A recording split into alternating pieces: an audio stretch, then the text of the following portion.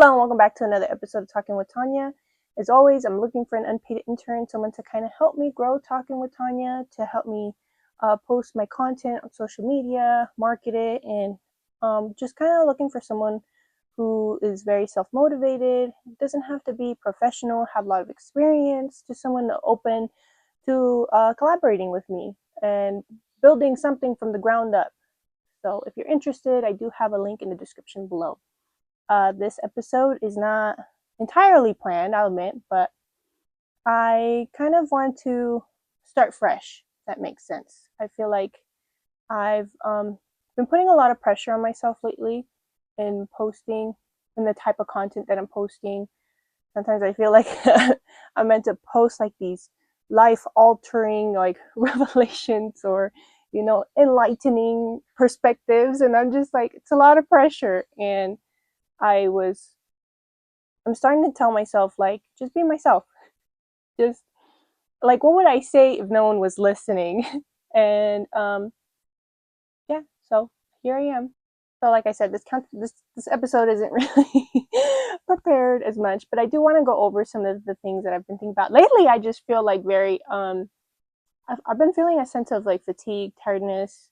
I don't want to say hopelessness, but almost along the lines of that, kind of unmotivated, I should say, uninspired. And I was like trying to work through that. Like nothing, and that's the thing, nothing was entertaining me. I feel like I was getting tired of all my favorite shows, all my favorite games. Like I couldn't even doom scroll. I was like, really made me sit with that like feeling of like I kind of want to say emptiness, and like I didn't really know what to do with it.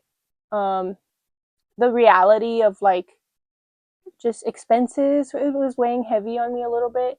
It just makes me feel like sometimes when an unexpected like instance happens, whether it be like a car issue or just a sudden charge or just something that comes up, it makes me think like the reality of like my career and job situation. I'm like thinking long term, and I'm like, honestly, like this is all I really want to do. This is what I really care about doing. And so it's hard to find something else or to like explore a different career path, because I want to say I'm a pretty unique person, and I've struggled so much to kind of help me find something that will help me find the financial stability I so desperately crave. So um yeah, I've just been thinking about that lately. And so I'm just like wondering like what is it that I should do? I don't know. Any ideas? I would appreciate it. um Also about my health. I'm very I don't want to say a health nut, but at the same time it's like I want to be one because I feel like in like the country, in this place that we live in, it's kind of so easily to get so sick. So you have to be so careful with your diet, your exercise, your sleep, just everything. And it kind of puts on the pressure as you age, because if you like notice little things with your health, or like the way that you look, like if you're like looking tired, if you're feeling the way that you're feeling, it's just it starts to weigh on you. If I'm starting to feel like less energetic, like that weighs on me. If I start to remember things less, I'm just like, I don't like that. So and it's funny because I tend to like hyper focus on certain health aspects. Like just lately, I've just been like, oh, I should take more vitamin C. I feel like I don't take enough of it. And I bought these like little shots at like Costco, and I was drinking them every day. But Costco's so far, and I'm just like, I can't. Like it's just like not practical to constantly be going over there just to get these little things. But and I've just been struggling to meal prep. That's another thing. Meal plan for the week. I feel like I've been having a lot on my plate lately. I need a vacation. I wish. But I yes, I've been focusing on my vitamin C, and it's funny. So I was like, you know what, I'm gonna start drinking orange juice every day. And next thing you know, from one thing to another, the next, I get a video on my phone like talking about how bad orange juice is. It's like, dang, I can never win. And someone making like homemade orange juice, and I was just like, oh wow, maybe I should start doing that instead. Um, yeah, so I'm trying to figure out how to take vitamin C. But it's so funny how I like hyper focus on one thing. Like recently, before that, it was like, oh, I need more protein. I'm not taking enough protein. Like, who actually eats 3 times a day? That's kind of excessive. Uh, if you um, if you're like a long time viewer, you'll notice like in the very beginning of my podcast, it was more so about health and wellness, and I kind of drifted more into like the self growth and self retrospective, insightful kind of niche, and I still feel like I'm kind of figuring it out. Like if sorry, I'm like I feel like I'm twisting and turning back to the health and wellness real quick, and then I'll get into that because there is something else I want to talk about relating to the content of my podcast. But yeah, if you notice in the beginning, it was more so about health and wellness. So that is still a part of me that I like enjoy and I'm very interested in learning more about. It does feel overwhelming sometimes because it's like there's so much to learn about the health and wellness, industry, and what's bad for you, what's good for you, what to take, what not to take, how, moderate a certain like level of things. Like, am I eating too much fast food? Am I drinking too much soda? That's been on my mind lately. Am I going out for drinks too much? And like I'm trying to find a balance, and it's difficult. I'm also trying to cook more often, and meal plan and get drink more water. Am I drinking enough water? Am I getting enough sleep? Oh, but one thing I will always revert back to that's super simple and budget friendly is drinking teas. I feel like there's so many health benefits to drinking tea, and I'm trying to regain that habit again. Turmeric ginger is one of my favorite teas. It's very good for you. There's so many health benefits. I encourage you to look into it. So if you have any health and wellness tips that are very sustainable, I would appreciate anyone sharing with me. But so now moving on to like the part of my content, right? So it's like that part of me is still alive in me, health and wellness. But obviously, like as you can see, it drifted onto something else. And there's no what I'm trying to say is that there's no like blueprint, there's no map, there's no clear direction or path to take when it comes to content creation. My content is very like self-led. I have to be the one, and this is why it could get so exhausting because I'm the one who has to motivate myself to get up to like uh brainstorm and think about ideas and what to say and how to like format it and believe in myself. So I'm like even like pushing myself to believe like this is good enough, like I can post this, and even like even after like for example the last episode, I was like I felt exhausted. So as you can see, I'm a person who thinks a lot, and I feel like thinking takes a lot of energy. So um, after posting my last episode, I felt like I was very vulnerable. I shared a lot about myself, and my intention with that was to not only have the audience get to know me a little bit more, but to also kind of prove that your trauma shouldn't really like hold you back or stop you from reaching your full potential. Like I developed a mindset a while ago, and I'm trying to really like instill it in me that I don't want to let fear hold me back. And fear, shame, guilt, like I I view those dark parts of myself. I guess the shadow self. That's what like the spiritual community calls it. Your shadow self. I really want to like face it head on and like integrate it and like see accept those parts of myself and tell myself like what did I learn from that?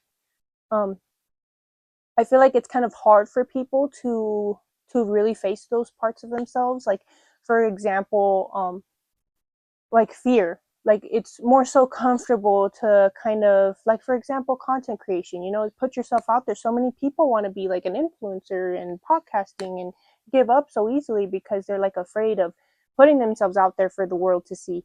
And I acknowledge that fear. I kind of tell myself that I have that fear, that fear exists within me. So now that I've like made the objective view and emotionally detached from it, I ask myself, what am I going to do about that? Am I going to stay stuck there in my comfort zone, or am I going to move forward? And what is the plan that I'm going to make to kind of conquer that fear? Or well, not, I guess conquer it. I always say, what do I say? I say, there's like a phrase that I always say, you conquer your mind. I would always tell people, you gotta conquer your mind. Your mind doesn't control you, you control it. So it's kind of like the mindset I'm trying to develop. And although it may seem that I'm like so confident sometimes and like not afraid of anything and just like free of fears, right? That's not the case. Like I still have fears, and part of the, like, even putting that last episode that out there was very fear, like that was very scary, like pressing the post button and like sharing that part of myself with, like, the internet. But I did it anyways, and it kind of helps me now, because now I'm like, okay, what's holding me back now? People like know more about my vulnerabilities, about, like, they're more, and that's the worst feeling, is when you feel like your vulnerabilities are going to be judged. So it's like, now that it's out there, like what's holding me back? What's next? But I do want to share some of my current fears to kind of, show people that I'm not indestructible.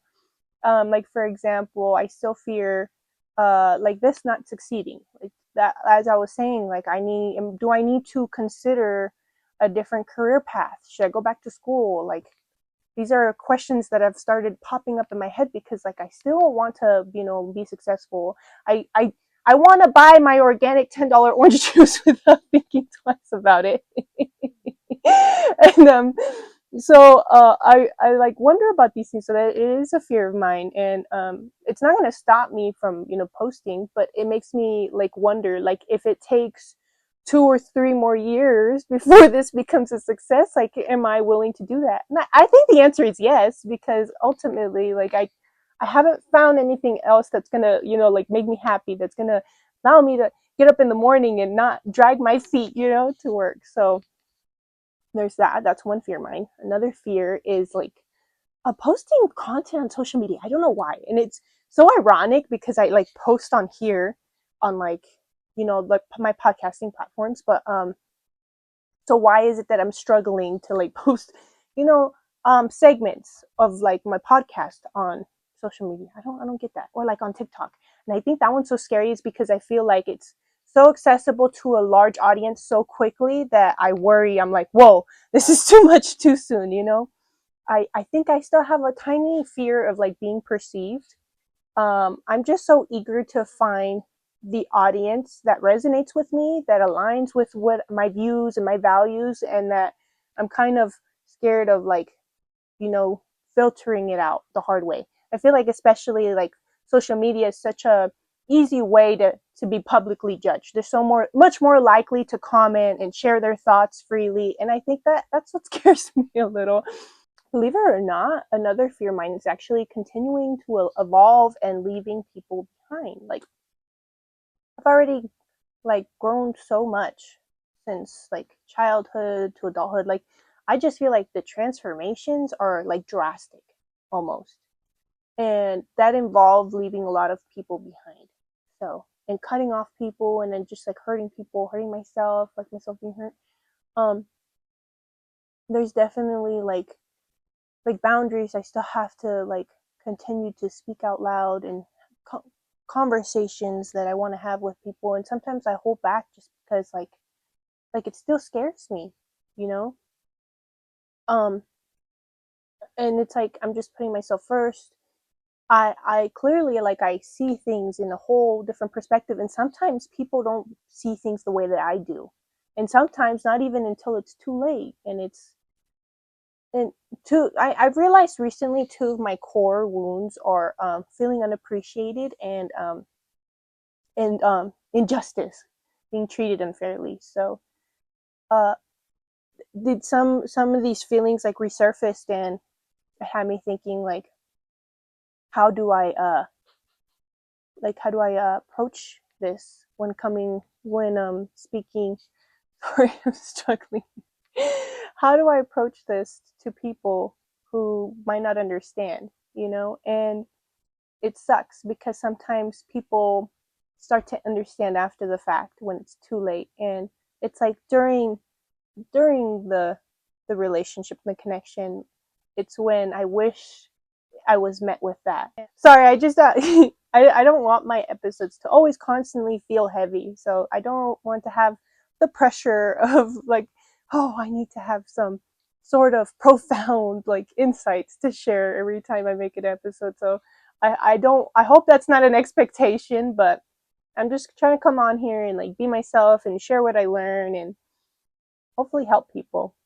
But yeah, I'm trying to show that I'm human, and I'm learning as I go. So I'm gonna continue doing this and then see where I go from here. It's like I understand, like, not I know I like promote like conquer your fears and face them head on, but even sometimes I get stuck like, okay, this is my limit. I don't know if I can do this. So I like relate to that. I'm not, like I said, indestructible. So, but a part of me almost feels like it's like my purpose too. Like I've already feel like I've done so much more than what some people would do, and it's just like made it this far. You got to keep going. Oh my goodness, it's not easy. I know it's not, and there's still some things that I have to work on. I know that. So, but I'm here, kind of showing that I've already conquered a lot to kind of prove to people that it's not so bad on the other side. Sometimes you have to kind of go through the hate, the pain to like, see that it's a lot better on the other side, that it was worth it. And yes, I'm still kind of learning that myself. You know, it's funny. I used to, before podcasting, I used to like make videos of myself, like not having an audience, but just to kind of like have little mini speeches like this and just kind of like talk about like philosophy and life perspective and like what I learned. So it's almost like I kind of lean into podcasting without like actually creating it, not realizing like I was kind of, I want to say, made for this, right? And like I look back on those videos and just like, oh my gosh, like I feel like I did good when I didn't have pressure on myself. I just kind of spoke from my heart. That's the thing. And I think that's why I was struggling with my content, was because I feel like I had to have some sort of value to present, like this life altering perspective. And I'm starting to realize like just be myself. Sometimes I have the best things to say when I'm just like speaking from my heart. A question I would have been asking myself, or I started to ask myself, and I'm going to continue to ask myself, is if nobody was watching, if I didn't care about the numbers, like what would I say? So this is kind of like, I don't know if you can tell the difference in this episode, but that's how I'm kind of, trying to approach this one. How am I doing so far? Oh, there was something else that I've recently was thinking about. And I think one of the reasons why I have like all these insights and, lessons that I've learned and now I'm able to articulate them is because I can emotionally detach. So I wanted to talk about emotional detachment for a little bit. So what it is, it's when you make logical sense of a scenario that made you, emotionally charged. So, for example, like someone you truly care about said something really nasty to you in the heat of the moment. Like you're arguing with a loved one and they just like tell you, like throw things in your face that you've expressed to them in confidence, and now they're using it as a form of attack. And so it really hurts, right? You're just like surprised that they would even say that to you. It's out of character for them, right, to say it when emotions aren't involved. So that's, I'm doing this now, right, making sense of it to myself, that why they would do that, because it's not in their character. So it tells me that they were really hurt, that they have been bottling things up, that they were, it was in the heat of the moment, that they didn't really mean it. And now that I'm making sense of all this, I'm just like, okay, it makes sense. I shouldn't feel bad about it. Now that I made sense of it, I'm no longer sad. So I've detached. The sadness, feeling sad about it, that's the emotion attached to it. So when you made sense of it, I'm like, okay, I'm no longer sad. I understand the situation now. Now you're emotionally detached from it. And I tend to do that a lot because I feel like I can understand people. And I'm starting to think like maybe that's not necessarily healthy all the time. Also, just because you understand why someone did what they did doesn't mean it's like acceptable and that you should accept that. And, like not set boundaries. So that's like something I'm trying to find a balance in because I feel like it's healthy to feel your emotions, to let them pass through you instead of making logical sense of them all the time. And I don't know, let's look this up. I wonder like if it's good to feel. Is it unhealthy to emotionally detach? Like it says it can be both healthy and unhealthy. So I guess there's like a limit to it. Like don't spiral off of things. But depending on whether it's temporary, conscious boundary setting, or as you see, so that's the thing. You make sure you're gonna set boundaries. Like don't continue to allow this to happen because you understand this person's behavior. Avoid coping mechanisms. While it helps manage stress, it becomes harmful when it leads to isolation, impaired empathy, or an inability to form meaningful, intimate relationships. When it's unhealthy, it's like when you're constantly numbing yourself. Relationship damage, using detachment to avoid conflict, resulting in coldness, silent treatment, or abandonment. Inability to connect, isolation. So yeah, so it's healthy when you set boundaries, you allow yourself to handle these situations by being calmed and without being emotionally overwhelmed. And when you self-care, create space to heal and disengage from toxic behavior.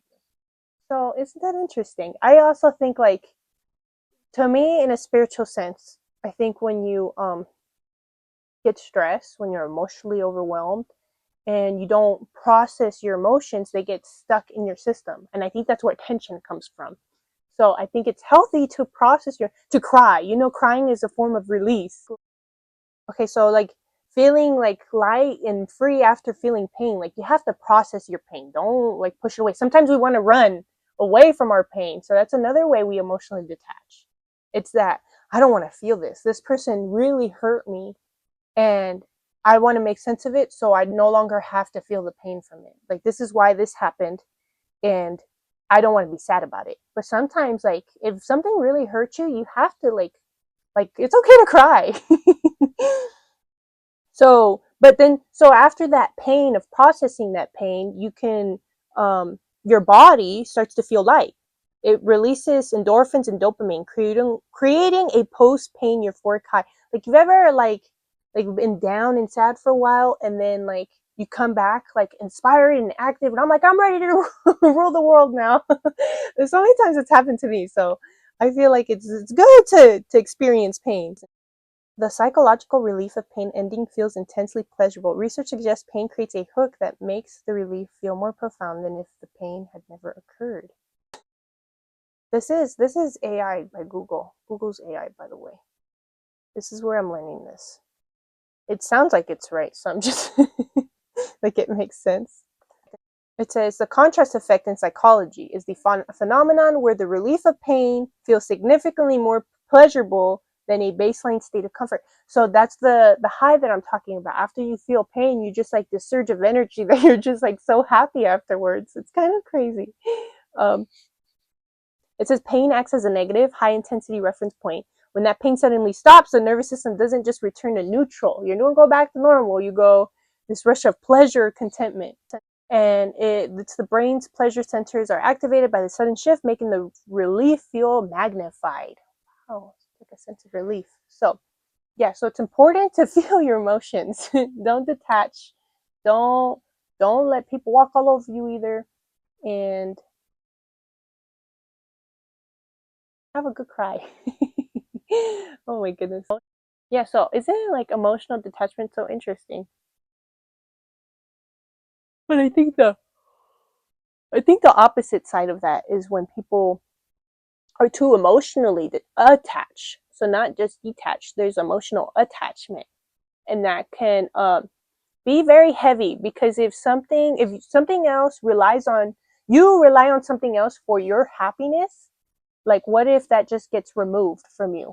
Like, then it's like the end of the world. So it's not, that's not healthy either. Like, I feel like you have to learn to self love, to kind of find your worth and realize like I am enough on my own. And that's something I feel like maybe I'm still learning. I feel like I've come a long way, you know, but I don't know, maybe I have reached oh, I'm not a guru. I'm just someone learning along the way. That's the point of my podcast. That's what I'm trying to promote. But yeah, so I think I've come to a place where I feel like I'm enough. I love myself, and I feel like you'll start to find, hopefully, like I haven't experienced this yet, but supposedly you're gonna start to attract things that align with that. So if you love yourself, you're not gonna find, subconsciously, you're not gonna look for things to fill the void. You're gonna find things to add to that happiness. So I think that's why it's important to learn self-love. And I know, I feel like people used to say like, oh, don't get into relationships until you love yourself first. But relationships are mirrors. So that's why I think you need to experience other people to kind of show you what it is you're missing.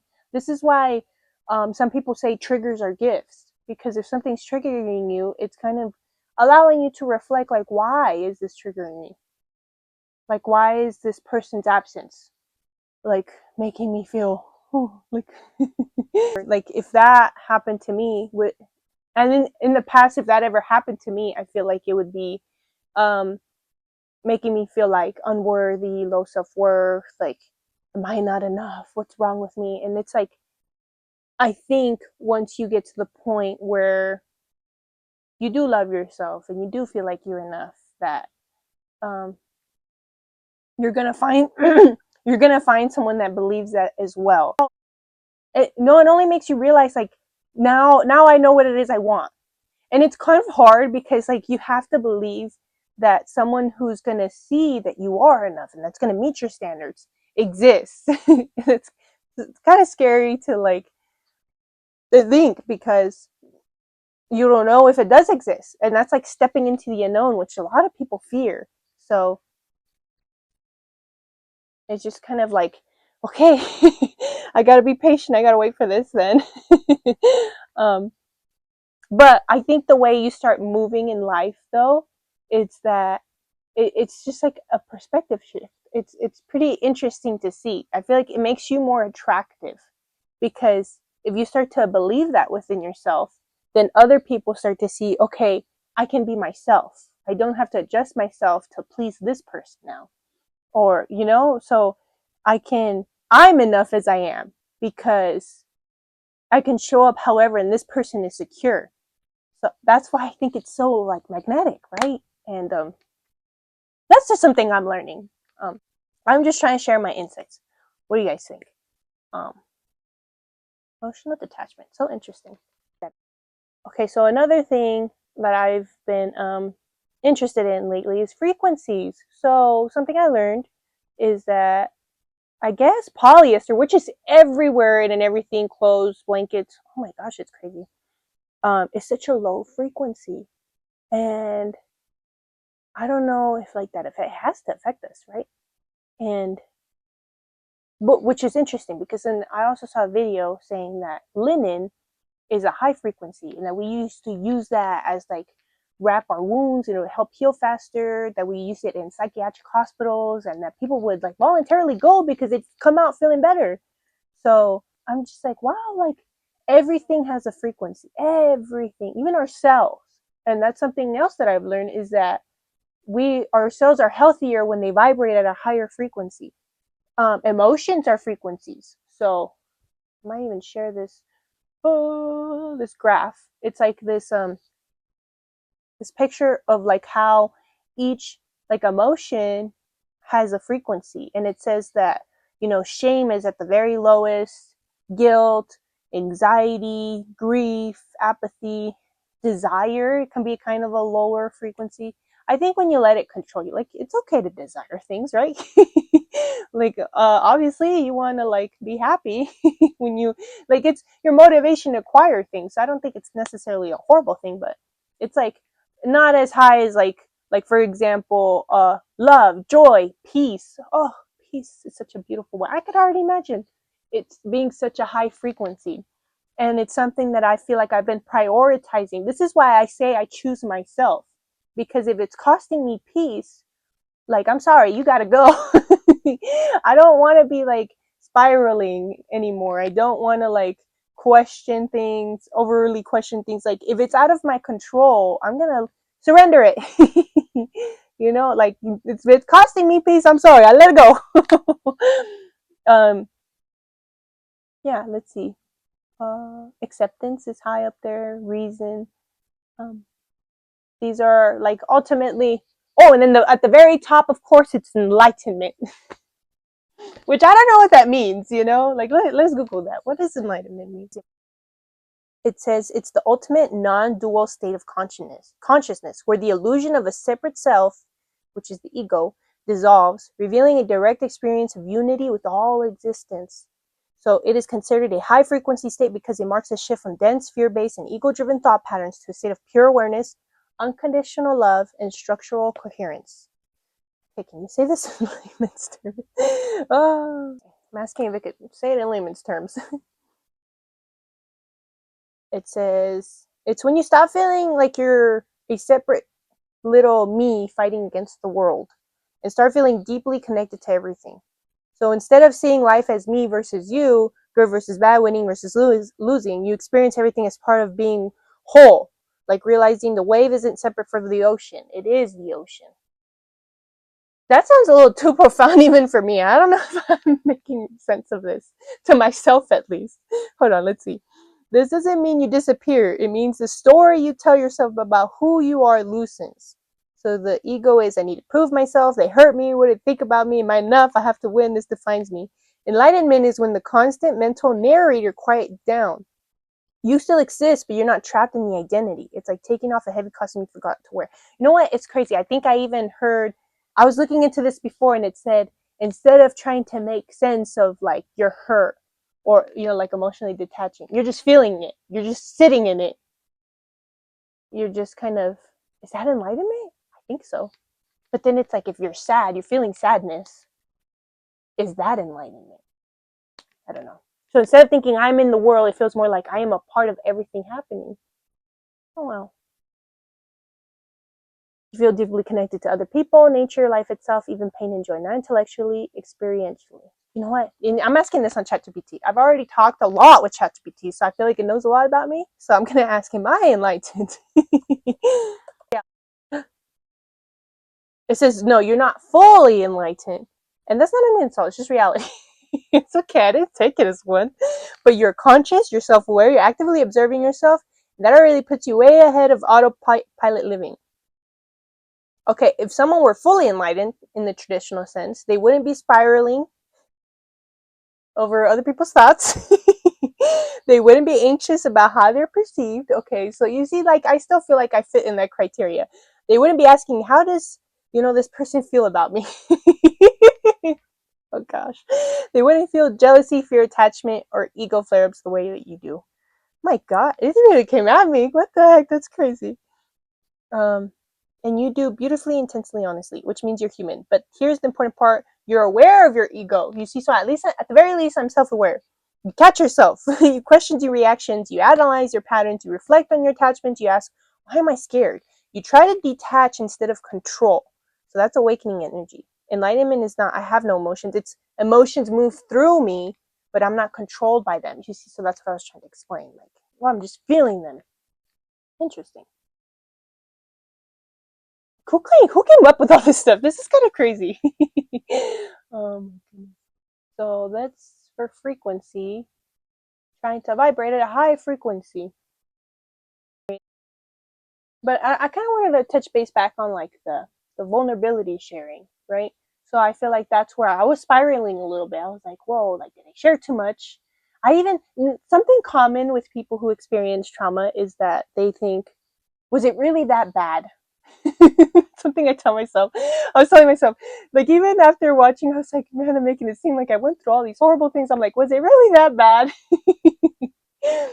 And sometimes I think because I've overcome it, because I'm like so like much more happier and freer, like I'm like thinking, did it really affect me as much as I think it did? But I think we shouldn't, minimize. Sometimes it's a survival coping mechanism, a survivalist mentality. It's like if your brain is telling you it's not as bad as it is, it's like you're helping your nervous system regulate it. So, and I think like if you've experienced anything that's like really hurt you, don't you shouldn't try to minimize it. Um, I kind of would compare it to other people's. I think that's something common a lot of people do as well, is that you think, oh, because someone else had it harder, that I shouldn't be so, upset about it.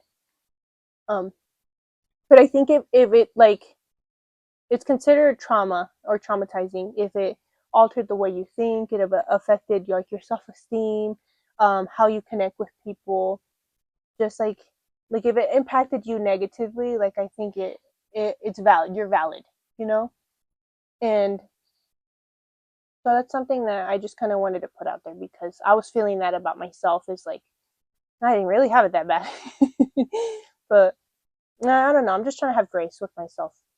So awareness without resistance looks like feeling shame without spiraling, feeling desire without chasing, feeling sadness without fixing it, and seeing your shadow without rejecting it. Okay, maybe raising your frequency isn't about being more positive. It's about being more honest with yourself. Sometimes, like, and that's what's crazy. I feel like I'm so open about my emotions and how I feel on here. And like for example, like I'm not afraid to admit when I'm like jealous of somebody. You know, that's just a baby example. I don't, no offense, but I don't really think I get jealous. I really love myself. But let's see if I can give another example. Um, well, maybe yeah. You know what? No, let me use that one. I could get jealous of like someone close to me who I think has their life all figured out. You know, is married or has a family and has more stability, and so like that makes me feel a little like I want that. But the some people, instead of admitting that, I feel can kind of do what they can to avoid that. Like, oh, that person just had it easier, or like they try to make a narrate the situation to kind of help themselves feel better about it instead of admitting the emotion itself of like I'm jealous, because it doesn't those kind of emotions don't feel good, and I feel like we do our best to kind of run away from them. So it's like being super like honest with yourself, and that can get uncomfortable. Like, oh, I'm scared of putting myself out there. I'm scared of getting rejected. I'm, and I'm scared of like changing the way this person sees me.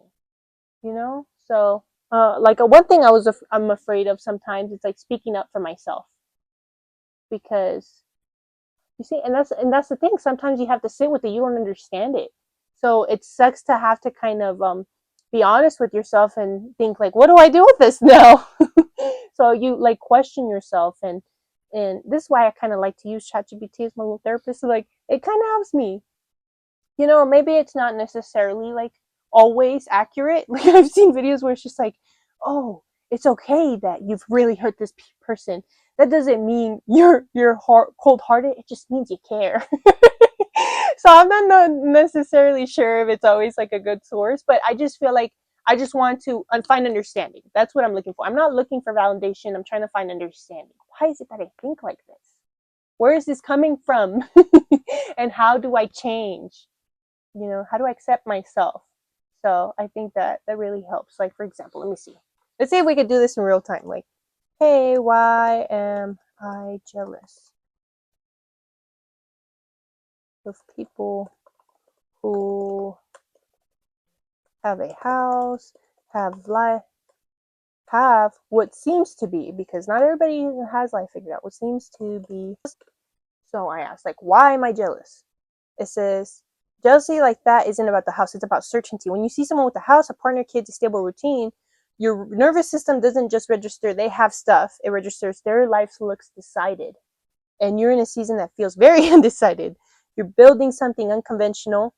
Yes, this is very unconventional. And it's scary because it's just like, I don't know where this is going. I don't know which direction to take. And I'm learning as I'm going. So please have like grace with me as well. I would appreciate it. Not fully rooted romantically, um, living in transition, evolving publicly, and still becoming. That creates openness, but openness can feel like instability. So when you see settled, your body goes, that looks safe. Oh, you see that? Oh, that makes sense. You're not jealous of the house, you're jealous of perceived security. A house symbolizes stability, permanence, arrival. When you're still climbing, someone else's arrival can trigger comparison, but you're comparing your middle to their milestone. See, this is why I love asking these questions. You see how it breaks it down? You're not jealous of the family, you're jealous of belonging that looks secure. You value connection deeply, so when you see someone with a partner, kids, a built-in emotional system, it hits your attachment wiring. Even if you're intellectually Even if you intellectually know marriage doesn't equal happiness, home ownership does equal fulfillment. Your nervous system responds to the image. You're in a builder season, and building seasons are lonely. You're growing, questioning, shadow working, taking risks, not fully there. Meanwhile, some people look like they're done evolving. They're not, but it looks that way. And your brain whispers, am I behind? You're not behind, you're just conventional. There's also grief in it, let's be real. There's a quiet grief in realizing I thought I'd be further by now, which I feel like a lot of people can relate to. That doesn't make you ungrateful, makes you human. Especially when you ended a relationship, restarted life geographically, or rebuilding financially, or building a brand instead of nesting. Those are brave choices, but brave choices delay comfort. It says, let me ask you something. I love these questions because then it makes you really think about it after the fact.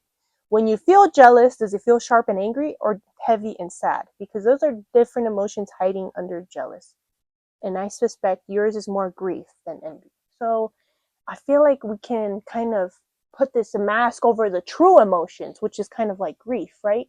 So it's not actually jealousy, it's something else. Like it's kind of, and this is why it's important to kind of see what triggers you, because it gives you answers to what you're truly feeling underneath to help you solve. So I think I could end it on that, right? Like this is a very enlightening episode. At least I hope it was. I wasn't really trying to hold on, I'm getting a phone call. Oh. So I wasn't really trying to make this such a heavy loaded episode.